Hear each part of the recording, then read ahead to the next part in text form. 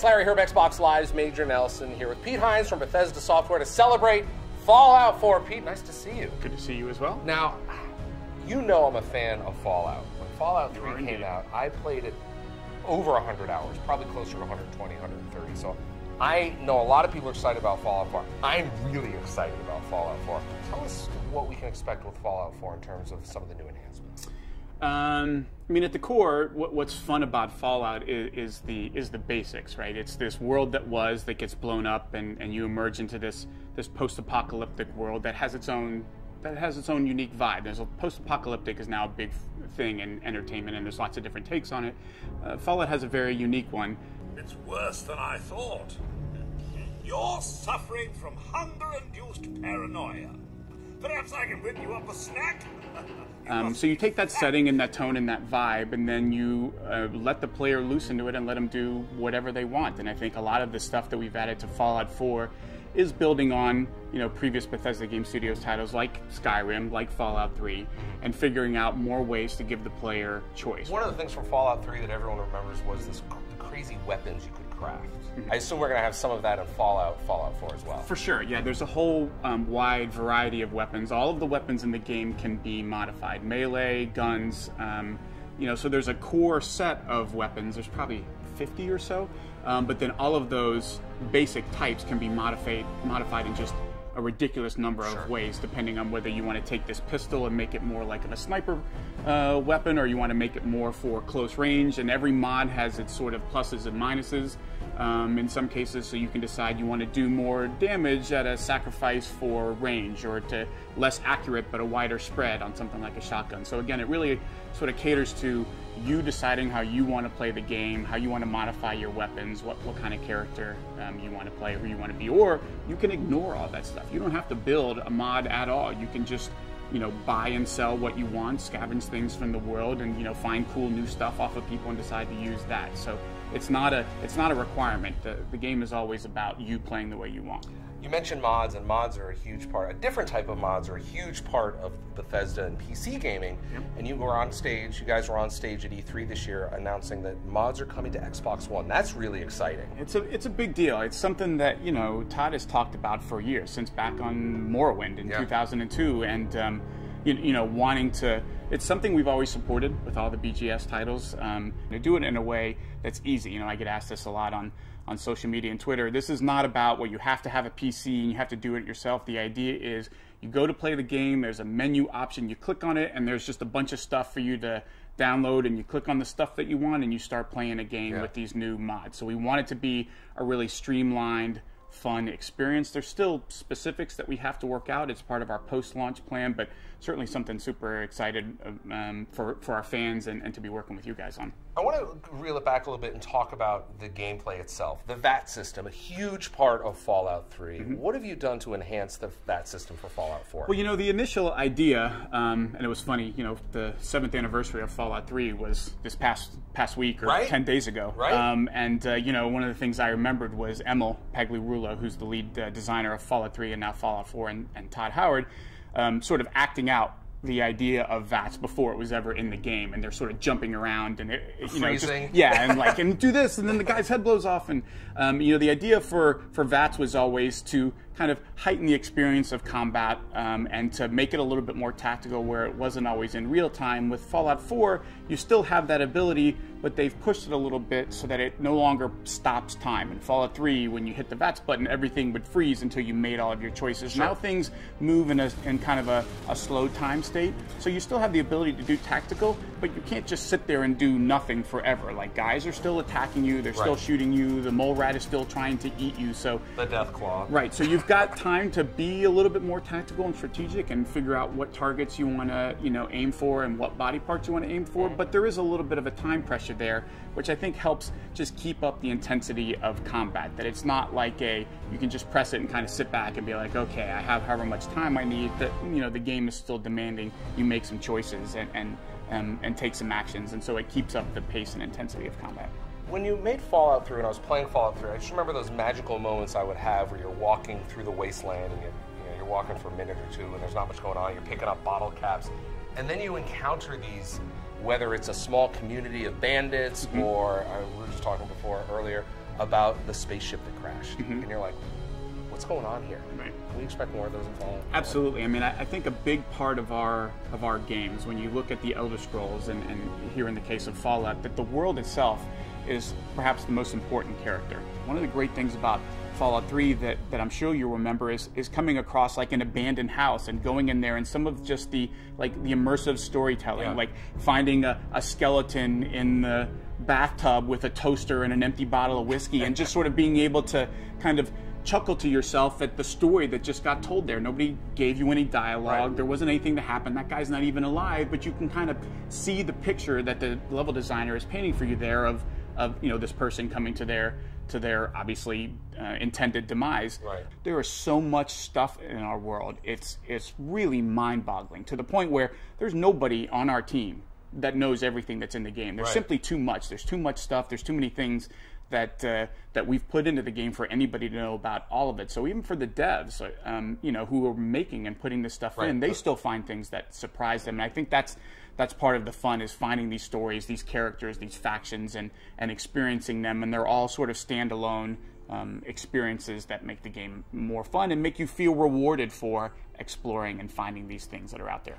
You can see, even just in the tone for the world, that Fallout 3, I'm not sure we ever used the color blue, ever. And I'm exaggerating slightly, but not a lot. Like, it was a very intentionally dark, gray, depressing, and you'll notice Fallout has got more color, that there's more, there's opportunities for blue sky, and it's got this different feeling of not everything is horrible, and how are we ever going to make it? But the idea is that this is now home for these people, and the world that was is almost kind of irrelevant to these folks. Their reality is, yeah, this is where I live, and like, this is my life, and we're going to make the best that we can of this. And so you get those little glimpses of color and almost a feeling of, I don't know if hopeful is the right word, but it's a little bit more, it's not quite as pessimistic and dark, I think, as you saw in Fallout 3. Well, what are some of the innovative areas that you looked at? Because you certainly could have said, oh, hey, we've got this great blueprint for success with Fallout 3, which was tremendously successful. What have you done to build on that in the areas that you've innovated for Xbox? Sure. Well, one of the things that Todd Howard has talked about a lot as far as their approach is that every game gets treated sort of from scratch, that we don't walk into it thinking, well, here are the things we have to keep, and then let's talk about it. Everything sort of gets reevaluated and re-examined. There is no like, well, obviously we're keeping this, or so even something like VATS doesn't get the like, well, obviously we're keeping VATS. It doesn't get a fast pass in. Everything gets evaluated like, do we like how we did this? Is there something else we should do? Should we do more? Should we do less? Like, there's no kind of sacred cows, and I think that's part of his belief that you can get stale by sort of staying in one spot or taking the safe route of not trying to change too much. And he really believes, look, everything has to be reevaluated and re-examined, and keep the stuff that worked and improve the stuff that didn't, or try new things. He really loved the idea of looking at games like Minecraft, which I'm pretty sure you're familiar with. Yes. And how much people love just jumping in and taking the world and recreating it in their image, and him thinking like, well, we already do crafting, and the team wanting to say, well, what could we do so that it's not just a scope for your gun or a larger clip for your 10mm, but like, your house isn't just a house that we give you, like, it's a space that we say build whatever you want, and not like, well, press this button on a menu and then walk away, and when you come back this house will have magically appeared. Like, no, you do it. You put the walls down, you put the floor down, decide what kind of roof you want, what furniture is going to go in there, and doing that all in real time in these predefined places, which are, by the way, all over the world. It's not like the entire world can be built, but there are big, large areas all over the world that you can decide, you know what, this is a spot that I'm going to try and rebuild and do some stuff to, and you can, again, do that or not, but the ability to do that, and like, just how crazy you can go at that, I think is difficult for you to appreciate until you get into the game and you start to realize, like, oh, I might mess with this, oh, I might mess with that, and next thing you know, you haven't gone anywhere in the last 3 hours because you're building pumps for water and stringing up power for generators because you just wanted to hook that TV up to something and see what happens when the TV gets power. It's that kind of sort of pushing the boundaries of what you can expect in a role-playing game and allowing you to kind of rebuild the world that I think makes the game really different. And you know, the big thing that again is it's just a feel thing. But I've already talked to quite a few folks who have played the game and commented on this to me is how different the gunplay feels. Yeah. You know, it is super important. It is a game ultimately that most folks are going to choose to go shoot guys and fight raiders, and just how much different and better the gunplay feels when you're firing a submachine gun or a shotgun. It's something they spent a lot of time on. They worked with the id guys to talk to them about making the guns feel more and they know responsive. a thing or two about the weapons. guys know a little bit about how to make a weapon feel like a weapon. So that, you know, that's not the kind of stuff that folks usually ask about. You know, they want to know about like big feature stuff, but really improving and enhancing that combat, I think, is a huge thing that folks are going to enjoy a lot. So Pete, I haven't had a chance to play Fallout 4 yet, but can you tell me about your character and how you're developing that, just so I can get a few tips? Sure.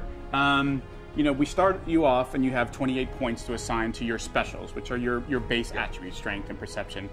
You know, my problem is when I play a role-playing game, I tend to try and be like jack of all trades. So you're peanut butter. Yeah, I try and sort of, I never want anything to be too low. But the really interesting thing, the more that I play the game, and I think the thing the team did a great job on is this really interesting tension that every time I level up, I get angsty because I can't decide exactly what I want to do most, because those level up points are so precious and there's so much stuff that I want to do. Right. And so, you know, I always drop points, for example, into gun nut as soon as I can, because I love modifying my guns. But the thing that they do is there's multiple ranks for each perk. So gun nut, you can level up multiple times, but they stretch out how far in between you're able to do those. So it's not like I can put it into gun nut and then I can do it again the next time. Like they let you do gun nut and then they say, you know what, the next one you're not going to be able to do until you level up to level 14. And so I'm actually forced to figure out, all right, what else am I going to focus on? What else am I going to put my stuff into? Right. And so I do a lot of stuff in and around crafting. I focus on armorer, which is a strength thing. I focus on science and gun nut. One of the things I focus on a lot is you have a perk that allows you to get more resources out of the stuff that you break down, and you find that here's a little tip for you folks who like to build your own stuff. Adhesives and screws are unbelievably important. Okay. They are incredibly, they're rare, and you can't build anything to modify your armor or weapons without adhesives. So duct tape. Like, I don't get excited about anything in the game like I get excited about finding duct tape in the world. Because when you find duct tape, you're like, yes, now I can build that scope. Now I can put that extra mod on my armor or whatever it is. So I tend to put points into things that allow me to find those things better, which is cracking safes, getting into computer systems, or just scavenging better stuff when I find stuff. So it's a really interesting system that doesn't allow you to just say, I'm going to keep picking that perk over and over again. They actually force you, based on the requirements, to kind of spread out and to figure out, like, you can't just keep doing this over and over again, and you're going to kind of pick and choose from different abilities or different perks as you go along. I'm still having a ton of fun with it and figuring out kind of where I want to go, and sometimes I'll save a point because I know I'm going to unlock a requirement soon. But that whole system, you know, we were talking before about Fallout 3 and the character system and just how it's different from Fallout 3. This is one way. It's very subtle, but playing through it, it's very different than previous games. But I think folks are really going to enjoy it when they start to figure out just how deep and really complicated it is. Well, much like Fallout 4, this interview could go on for many, many hours. So I'm going to let you go. Pete Hines from Bethesda Software, congratulations to you and the team on shipping Fallout 4, and thanks for watching.